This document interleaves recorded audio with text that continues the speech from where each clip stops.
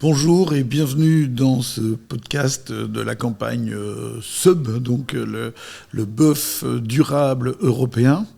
Je suis aujourd'hui attablé avec Philippe Bouillon. Philippe, vous êtes le président de la Fédération des bouchers de Belgique. Voilà, oui, bonjour à tout le monde.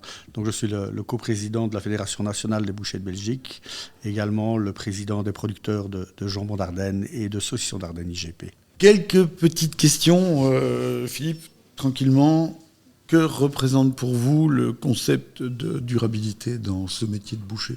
Le concept de durabilité dans ce métier de boucher, il a plusieurs aspects. Bien sûr, c'est le respect de la nature, le respect des agriculteurs qui travaillent des produits d'exception, le respect de notre environnement, le respect de nos traditions, puisqu'on a une tradition en Wallonie, en tout cas, de production de viande bovine qui est quand même ancrée depuis maintenant un certain temps.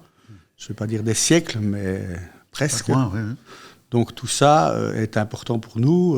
Le respect de notre environnement et l'impact climatique de la production bovine nous fait réfléchir également. Comment est-ce qu'on intègre en tant que boucher les fameux piliers de la durabilité, ce fameux pilier environnemental, social et économique ? La durabilité économique elle est quand même importante aussi. Tout à fait. Donc comment est-ce qu'on l'intègre ? On essaye d'avoir les circuits les plus courts possibles. C'est parfois pas évident parce qu'on est soumis à des problématiques économiques comme la présence d'abattoirs de proximité. Pour vous, en tant que boucher et que président, quels sont les défis auxquels on doit faire face pour rendre l'élevage bovin plus durable au niveau européen et au niveau local d'ailleurs ? Au niveau de l'élevage, je veux dire le système qu'on a ici, en tout cas en Wallonie, en province du Luxembourg, est pour moi un système qui est tout à fait pérenne au niveau de l'environnement, puisqu'on a des élevages locaux, de petite taille, familiales. Bon, là, c'est toujours la problématique de l'engraissement et parfois des tourtereaux qui sont importés, notamment du soja qui vient d'Amérique du Sud. Mais là, je crois que les éleveurs sont conscients de ce problème et essayent justement de réduire cela au maximum. Il y en a de moins en moins. Il y en a de moins en moins qui font appel à cela. Maintenant, donc du bœuf local ? Du bœuf local, nourri localement, sur les pâtures qui font partie de notre écosystème, de notre environnement ici en Ardennes.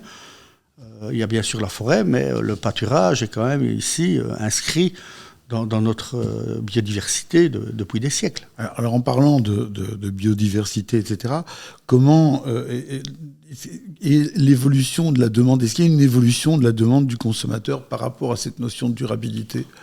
Oui, il y a bien sûr une demande, mais je veux dire, ce n'est pas le leitmotiv actuellement. Bien sûr, on essaye de consommer durable, local, etc. Mais bon, le consommateur, quand il vient chez son boucher, il veut d'abord quelque chose de bon. C'est son premier critère. Si c'est pour avoir quelque chose de durable mais mauvais. Et est-ce que l'ennemi de la durabilité, c'est pas le low cost ? Le problème de la durabilité, c'est que c'est un coût supérieur. Donc de facto, le low cost, on oublie. Le low cost, c'est justement l'effet totalement inverse, c'est d'importer des produits bon marché qui viennent d'on ne sait où, et puis après de faire un produit qui lui-même est de moindre qualité, mais moins cher.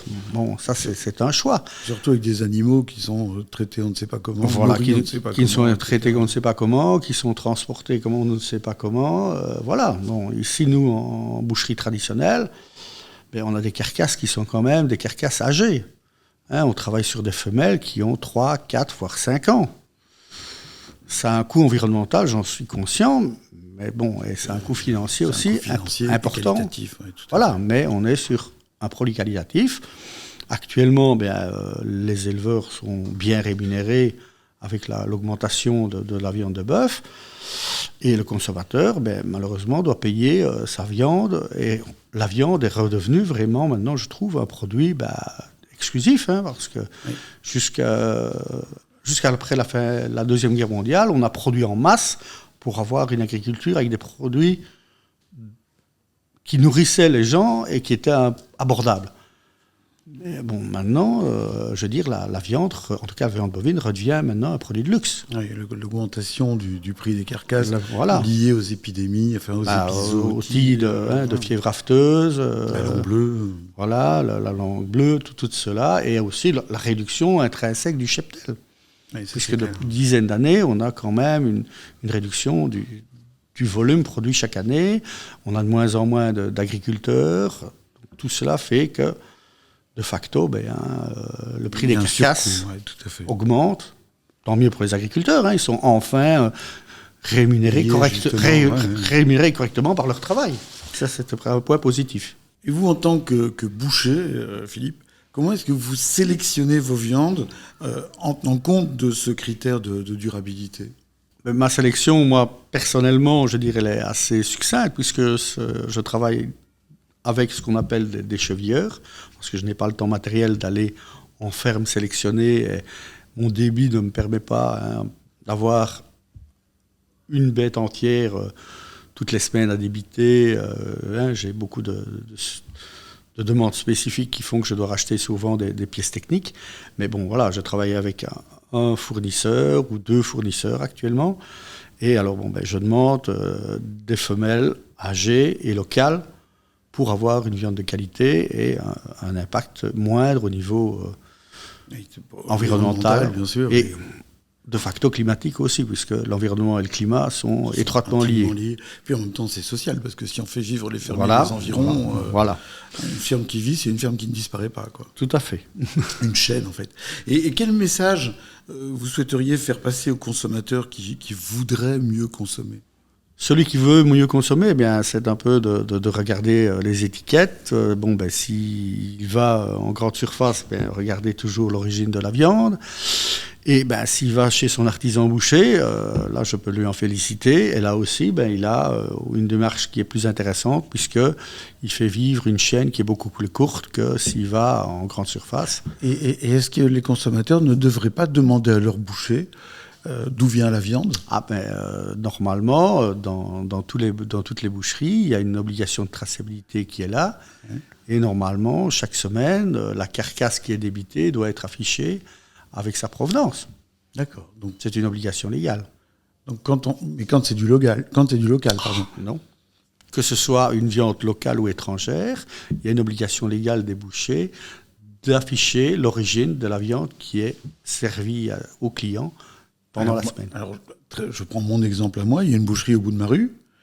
Quand je vais chez eux, je vois sur les morceaux de viande, je vois Holstein, machin, ils parlent de race. Mm-hmm. Parfois, ils mettent des pays d'origine, mais c'est plus rare. Mais c'est vraiment très rare. Et quand c'est du belge, je dois poser la question pour savoir ce que c'est. C'est juste parce qu'il n'y a pas d'étiquette dessus que je me dis, tiens, c'est du belge parce qu'ils ne l'ont pas annoncé. Donc ça, c'est pas légal. Ça doit être affiché quelque part dans le magasin. D'accord. Que le consommateur, même chose, ça fait partie des obligations légales, vous devez afficher votre autorisation de l'AFSCA. C'est une obligation légale également. Et ça, en général, c'est sur l'extérieur, un petit truc. À l'extérieur ou sur le comptoir, avec la fourchette. Même chose, vous devez afficher les allergènes. C'est une obligation légale également. Il y a des allergènes dans le bœuf ? Il n'y a aucun allergène. J'ai eu peur, j'avais raté quelque chose. Ce n'est pas un produit transformé. On est d'accord, donc tant que ce n'est pas transformé... Mais par exemple, vous pouvez avoir un allergène si c'est un produit transformé, une préparation de viande hachée. Vous pouvez avoir des œufs dedans. Les œufs sont un allergène. D'accord. Mais on en parlait de ces obligations. Est-ce qu'il y a une évolution de la demande du client en boucherie, pas en grande distribution, puisque vous n'êtes pas en grande distribution ? Est-ce qu'il y a une évolution de la demande du client par rapport à l'origine des viandes ?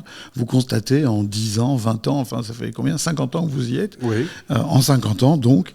Est-ce que vous avez vu une différence de demande de la part du client ? Disons que maintenant, le client est beaucoup plus sensible à l'origine des produits. Il y a 50 ans... Il s'en foutait. C'est pas qu'il s'en foutait, mais il fallait d'abord remplir l'assiette. C'était la priorité. Après la Seconde Guerre mondiale, il fallait se nourrir... que ça venait d'Amérique du Sud ou du Canada ou de l'Europe de l'Est, peu importait, mais il fallait qu'il y ait quelque chose dans l'assiette. Est-ce que il y a 50 ans, la viande n'était pas plus, je dirais, d'office local ? elle était d'office locale parce que les viandes disponibles étaient moindres. Oui, c'est ça. Donc, il ne posait pas la question parce que ça semblait logique. Ça semblait logique, hein, on était dans les Glorieuses, les années 60, 70. Ah ouais. Et aujourd'hui, par contre, il demande d'où ça vient. Déjà, il y a eu la quantité de viande diminue, hein, puisque la consommation de viande en Belgique et partout en Europe diminue chaque année. Ça, c'est un fait, on ne sait rien y faire. Bon, c'est un choix de société, mais la demande en viande de qualité augmente. Ah, c'est le paradoxe. Voilà. C'est exactement comme dans la bière, on diminue la quantité. C'est exactement la même chose. On augmente la qualité et le prix de vente. Et c'est la même chose aussi dans le vin. Je suis un peu au courant du truc. Ouais. Voilà. Donc on est sur des marchés qui sont entre guillemets en décroissance au niveau quantitatif. Niveau volume, oui. Mais en croissance au niveau qualitatif. Et vous avez ici, à La Roche, vous avez beaucoup de clients touristes. J'ai énormément de clientèle touristique, alors, évidemment. Quand ils viennent en gîte ou quand ils viennent comme ça en période relativement longue, pas pour une nuit, mais relativement longue, ils viennent acheter de la viande et toutes ces personnes qui viennent de l'étranger, des Pays-Bas principalement, mais d'ailleurs aussi, posent aussi des questions sur les origines des produits. Disons que le problème, c'est que la clientèle touristique n'est pas la première consommatrice de viande de bœuf. D'accord. Parce que, je veux dire, le touriste qui vient ici en Ardennes, il est beaucoup plus intéressé par les IGP Ardennes, jambon, saucisson. Maintenant, bon, il va manger du bœuf parce qu'il va faire un barbecue, qu'il va prendre des brochettes, qu'il va prendre une côte à l'os, une entrecôte, un contrefilet. Mais voilà. Donc il est moins préoccupé. Il est moins préoccupé, en tout cas la clientèle touristique. Mais par contre, bon, j'ai des clients néerlandophones qui ont des secondes résidences, qui habitent à Anvers ou Gand. Et eux, sont intéressés par cette viande de bœuf de qualité et locale. Choses qu'ils ont du mal à retrouver en France. Oui, tout à fait. Et tant qu'on y est, en tant que président et en tant que boucher, encore une fois, est-ce que vous êtes au courant des mesures qui sont mises en place par la filière pour diminuer l'impact environnemental de je fais partie de la filière bovine et de la commission au niveau de la PACWE. Donc voilà, on a les informations, mais bon, elles sont... je veux dire, ce sont des informations qui sont parfois un peu confidentielles parce qu'elles ne sont pas diffusées au grand public. Maintenant, est-ce que le grand public a savoir le savoir du comment, du pourquoi, du parce que? Non, voilà. Parfois il vaut mieux pas parce qu'on se mélange tellement les pinceaux. Ça va faire beaucoup de confusion, mais bon, il y a un souhait et une volonté de réduire l'impact environnemental de la production de viande en Wallonie et en Belgique. Sachant qu'en même temps, les prairies sont des puits à carbone, que les prairies qui sont travaillées avec de l'élevage sont bonnes pour l'environnement, etc. Donc voilà. C'est un sacré équilibre à trouver. C'est un sacré équilibre à trouver. Et alors bon, quand j'entends parfois des sociétés écologiques ou qui se disent écologiques, qui sortent les inepties vis-à-vis de la production de la viande, comme pour faire 1 kilo de viande, il faut 10 000 litres d'eau. Oui, ça, heureusement, on est revenu en arrière là-dessus. Il faudrait qu'on garde un peu les pieds sur terre. On montait à 15 000 litres. 15 000 litres, voilà. Non, c'était n'importe quoi. C'est du grand n'importe quoi. C'est lancer des chiffres, pour essayer de faire le buzz, alors que ça n'a aucune corrélation avec la réalité du terrain et la réalité du produit. Oui. Effectivement. Je ne dis pas que la production bovine a un impact nul, ça je ne le dis pas, mais il est parfois surévalué par certaines organisations. Oui, bien sûr, parce qu'on est plus dans le dogmatique que dans le scientifique. Voilà, tout à fait. Et alors, à partir du moment où on fait un dogme et qu'on en fait une vérité absolue sans aucune contrepartie ou vérité scientifique derrière, moi, je ne peux pas être d'accord. De toute façon, aujourd'hui, le premier qui dit a gagné. Voilà, c'est un peu à la Donald Trump. Hein. Que pensez-vous, Philippe, de l'engagement européen en faveur d'une production bovine qui serait plus durable ? Je ne peux être que d'accord. Si l'ensemble du continent européen pouvait être un phare au niveau écologique pour le reste du monde, quand je vois le recul de certaines nations, notamment les États-Unis, au niveau environnemental, il est grand temps que, quelque part, l'Europe soit un peu un phare. Hein. On sait que la nouvelle génération, les millennials, la génération Z, en fait, ils ne mangent pas beaucoup moins de viande, mais ils mangent plus de viande hachée et moins de viande en morceaux. Voilà, mais ça, c'est une nouvelle génération qui n'a pas les mêmes codes, qui n'a pas les mêmes cultures que les personnes plus âgées. pour ne pas dire les anciens. Et bon, il est un fait que le phénomène burger est un incontournable. Mais en plan, le burger, c'est quand même intéressant aussi, parce que ça permet de passer toute une série de morceaux que personne ne veut manger. C'est pas que personne ne voulait manger, mais bon... on vend moins de jarrets, quoi. Voilà, les pot-au-feu, c'est pas sur ça qu'on gagne sa vie, parce que si on devait attendre les gens qui font un pot-au-feu pour gagner sa vie avec ça, on attendrait longtemps. Maintenant, le burger, c'est comme dans tout, hein, vous avez des burgers de qualité, et des burgers vraiment infâmes. Tout à fait, c'est un truc... Bon, ici, on fait des burgers de blanc-bleu de qualité, hein, avec généralement un ratio de 2 tiers d'américain, 1 tiers de make de bœuf. Pourquoi ? Pour avoir quand même un petit peu de matière grasse et un peu de moelleux à la cuisson, parce que le problème d'un burger trop maigre, c'est qu'il est sec. Donc, voilà, bon, si on le mange bleu, bon, ça ne se remarque pas, mais si vous l'aimez... médium, ça devient tout de suite fort sec. Donc ici, voilà, et on fait énormément, de plus en plus de burgers. Bon, mais ça permet à nos éleveurs de valoriser les avants, voilà. Bon, et donc, on est d'accord que le burger, enfin les viandes hachées globalement, prennent de l'ampleur, mais comment est-ce qu'on pourrait, d'après vous, quels sont les meilleurs moyens d'informer ces nouvelles générations les fameux millennials et génération Z, de ce qu'est la viande de qualité, de ce qu'est le produit. Est-ce qu'il faut les emmener ? Est-ce qu'il faut aller vers eux ? Qu'est-ce qu'il faut faire ? C'est une question assez difficile. Déjà, bon, il y a le problème de leur connaissance, de leur compétence au niveau culinaire. Donc, c'est très bien d'avoir un très bon morceau, mais si vous ne savez pas le préparer... Ça veut dire qu'il faut que les bouchers marchent main dans la main mais il faut que avec les cuisiniers. Il faut que les cuisiniers, les bouchers et toutes les professions de métier de bouche soient ensemble pour promouvoir leurs produits et expliquer aux gens comment on les prépare. Hein. Oui, c'est clair. Si vous pouvez avoir une entrecôte marbrée si vous la cuisez comme un sauvage... Ça, je vais reprendre l'expression de Jean-Pierre Coff. C'est de la merde. Donc voilà. Oui, c'est évident. C'est évident. Donc, si quelqu'un aime la viande bien cuite, on ne peut pas lui reprocher. C'est un choix, mais voilà, ça n'a pas le bon goût. Quoi, ouais. Voilà, bon, il y a certains morceaux qui sont plus destinés à être bien cuits. Hein, vous pouvez prendre un petit nerf et le laisser mijoter et faire un super produit bien cuit.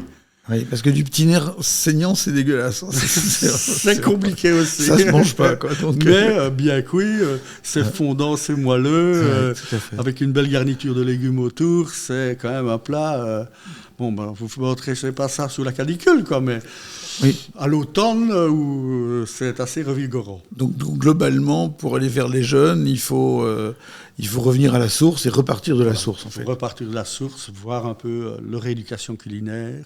Et alors, pour clore le débat, qui n'est pas un débat d'ailleurs, pour clore cette conversation fort agréable, est-ce que vous avez un souvenir, une anecdote, quelque chose, parce qu'en 50 ans de carrière, on doit bien avoir une ou deux anecdotes, qui est un truc marquant, mais qui est lié à votre développement, à votre engagement par rapport à tout ce qui est durabilité ? Vis-à-vis de la durabilité. Oui, ou avec une consommation plus durable, hein, ça ne doit pas être la durabilité de l'élevage. Là, on irait sur la recherche de viande bovine locale, essayer de travailler avec des gens du coin, c'est surtout ça. Hein, c'est dans cet esprit-là qu'on essaye de travailler, hein, en essayant de trouver des producteurs locaux ou d'orienter nos grossistes vers des productions locales. Bon, voilà. Par exemple, ici, de temps en temps, j'ai des carcasses qui rentrent de la ferme Villa qui est située à Ronchampé, sur le dessus de la Roche. Je connais bien. Ou qui est la maison à Yves. Voilà. Bon, quand on a des carcasses comme ça, on est content. On a un éleveur plus que local. Et avec lui, à mon avis, il y a de faire des anecdotes qu'on ne peut pas raconter, qui ont dû se terminer tard le soir ou tôt le matin. Tard le soir ou tôt le matin, derrière une bonne bière, ou après quelques bonnes bières. Voilà. Je vois bien, j'imagine bien. Écoute, merci beaucoup, Philippe. Merci pour votre temps. Bonne fin de journée. Et à bientôt. Bonne fin de journée à tous.